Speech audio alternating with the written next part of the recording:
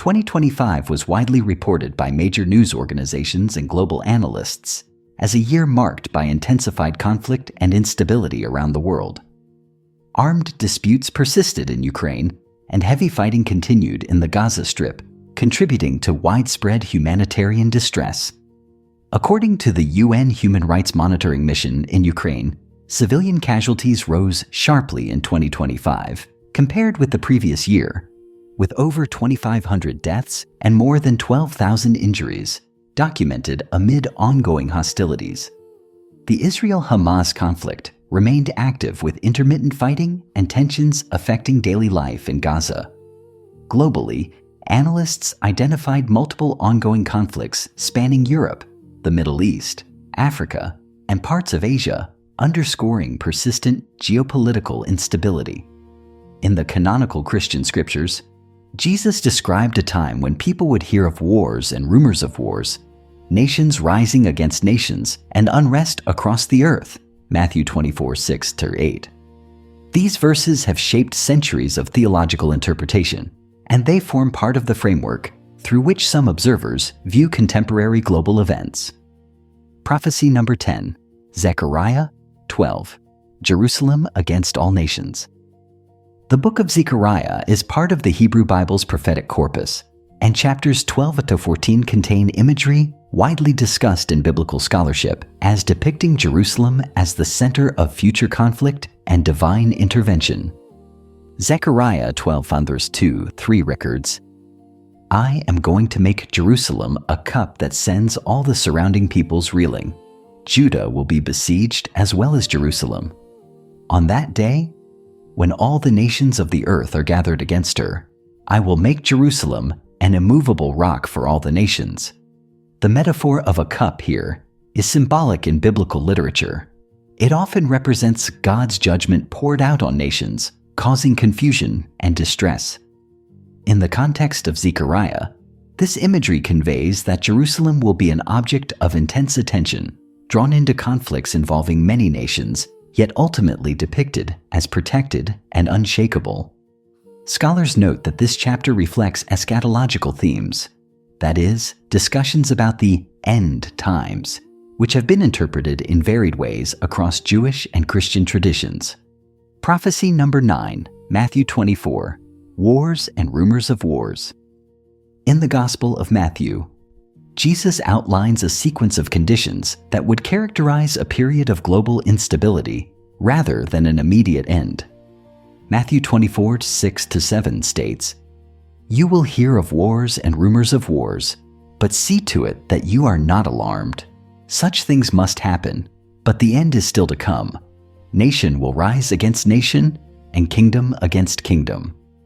This passage is preserved across all major critical editions of the New Testament and is consistently translated in modern English versions. Biblical scholars note that the phrase "rumors of wars" is significant. According to the New International Greek Testament commentary by R.T. France, the term reflects an atmosphere of anxiety, threats, and instability rather than constant open warfare. This interpretation aligns with how ancient audiences would have understood reports of distant conflicts, military mobilizations, and looming violence as part of a broader climate of fear. The passage frames such conditions as precursors, signals of an unsettled world rather than a final conclusion. Prophecy number 8, Ezekiel 138, the Northern Alliance forms. Ezekiel chapters 38 and 39 describe a future military coalition led by a figure called Gog, coming against the land of Israel from what the text repeatedly calls the far north. Ezekiel 138:15 states, "You will come from your place in the far north, you and many nations with you, all of them riding on horses, a great horde, a mighty army." The geographic emphasis is deliberate and has been a focal point of scholarly discussion for centuries. The chapter also lists nations aligned with Gog, including Persia, Cush, and Put.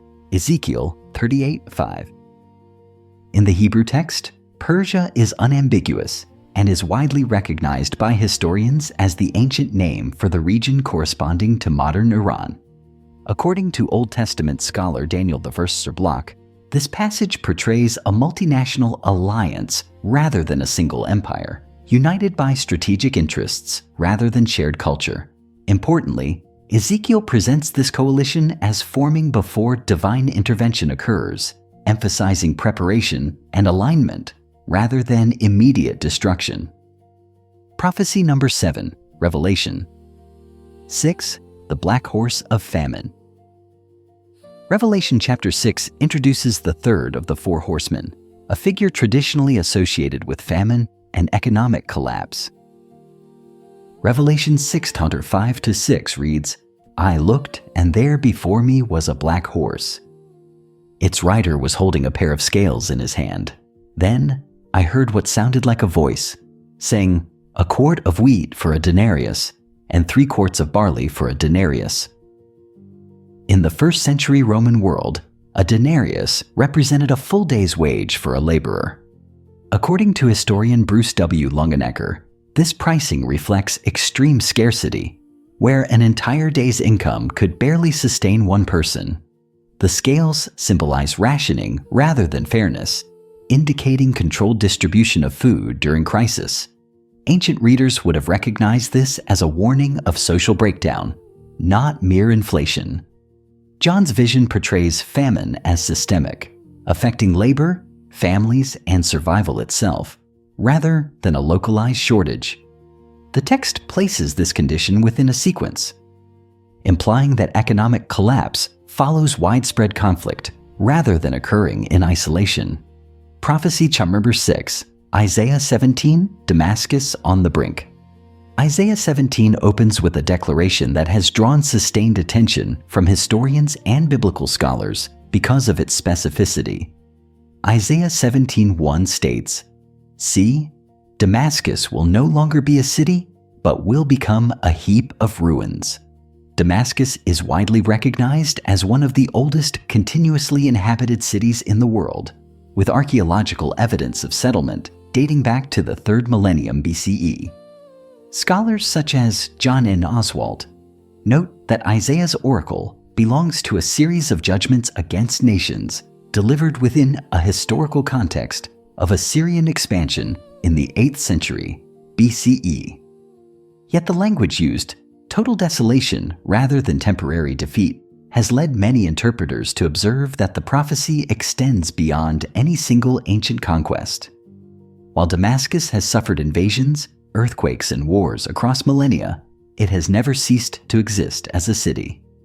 This unresolved aspect has made Isaiah 17 one of the most discussed prophetic texts concerning future judgment, emphasizing anticipation rather than closure.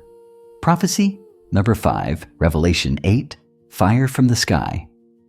Revelation chapter 8 introduces the first trumpet judgment, a scene described with striking elemental imagery. Revelation 8:7 states, "The first angel sounded his trumpet, and there came hail and fire mixed with blood, and it was hurled down upon the earth. A third of the earth was burned up." In apocalyptic literature, fire frequently represents divine judgment, while hail appears in earlier biblical texts as an instrument of catastrophe, notably in Exodus.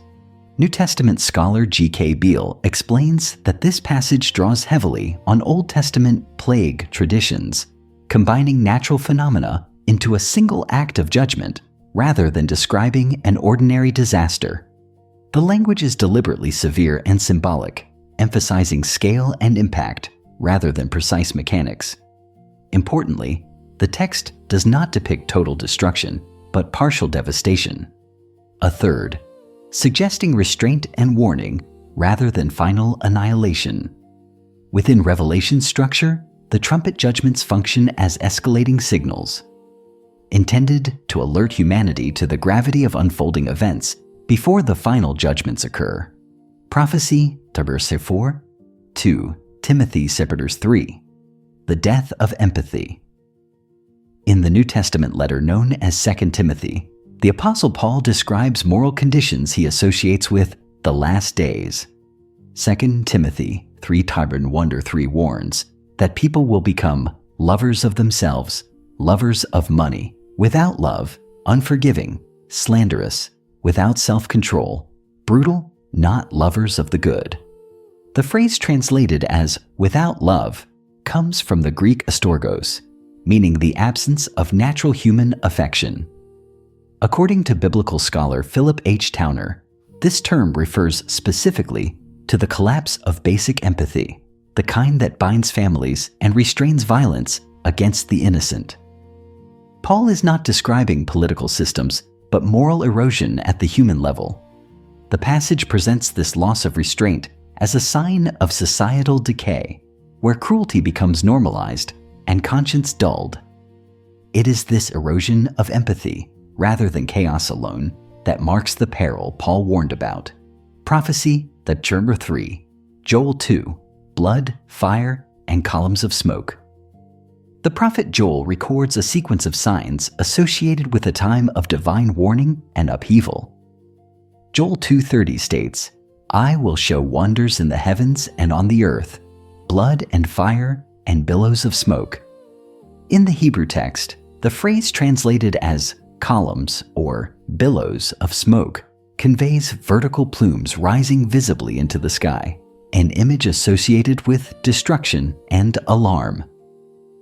Old Testament scholar John Barton notes that Joel's language draws on observable phenomena rather than abstract symbolism. Blood represents large-scale loss of life, fire signifies destructive force, and smoke marks the aftermath, what lingers and darkens the sky.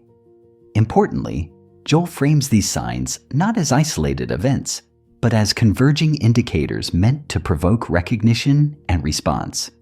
The prophecy functions as a warning signal, emphasizing visibility and undeniability rather than subtlety or metaphor alone.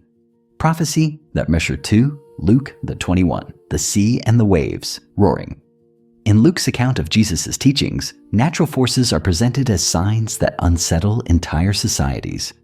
Luke 21:25 records, "On the earth, nations will be in anguish and perplexity at the roaring and tossing of the sea." The Greek term translated as anguish, sinosh, conveys a sense of pressure and confinement, while perplexity, aporia, suggests helpless confusion with no clear solution. According to New Testament scholar Darrell L. Bach, this passage emphasizes not only physical disruption, but psychological impact. The sea, often symbolizing chaos in biblical literature, becomes an uncontrollable force that overwhelms human systems. The response of the nations is central: fear, uncertainty, and loss of control. Jesus' words frame these events as unmistakable signs, public, audible, and impossible to ignore, affecting entire populations rather than isolated regions. Prophecy, WW1, Revelation 16, the Kings of the East. Revelation 16 describes the sixth bowl judgment, introducing a geopolitical movement with precise directional language. Revelation 16:12 states, "The sixth angel poured out his bowl on the great river Euphrates, and its water was dried up to prepare the way for the kings from the east." In the ancient world, the Euphrates functioned as a natural barrier protecting the Roman Empire from Eastern powers. According to New Testament scholar Craig R. Kester, the drying of the river symbolizes the removal of restraints that once limited military advance. The focus is not on hydrology, but on access, an obstacle removed to allow large-scale movement. The phrase, "kings from the east," indicates organized political power rather than a single ruler. Within Revelation's narrative, this moment marks a transition from warning to mobilization, setting the stage for the final global confrontation that follows, the prophetic countdown. In the New Testament, the Apostle Peter offers a perspective on time that has shaped centuries of theological reflection.